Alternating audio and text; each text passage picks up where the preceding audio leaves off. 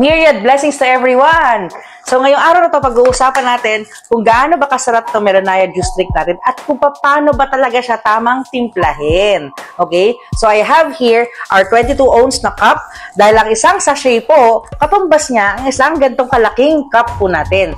So depende na lang yan sa preferences ng tamis na gusto mo ha, kasi baka mamaya natatamis ka masyado. But don't worry, stevia ang ginamit natin sugar dito. Okay? Start na po natin.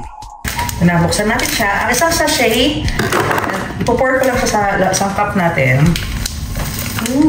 Bango! Amoy melon na ice cream. So, ito siya. Tapos, lalagyan mo lang po siya ng mainit na water. Mas maganda kung sakaling i-separate cup po siya, basta tunawin mo muna ang ating powder bago mo siya lagyan ng cold water. Okay? So, lalagyan po natin siya ng mainit na water. Haluin. Pag natunaw na po siya, saka mo na siya pwedeng lagyan ng ating cold water. Yan. So, may psyllium husk po yan, may grapeseed, meron din po yung stevia, meron din po yung melon extract, at meron din po glutathione, niacinamide, and collagen.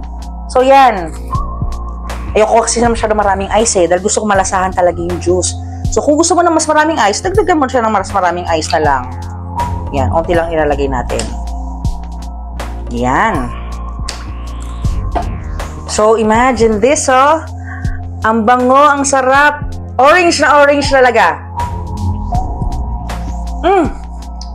Sarap. Nakakakilig yung lasa at hindi siya nakakaumay.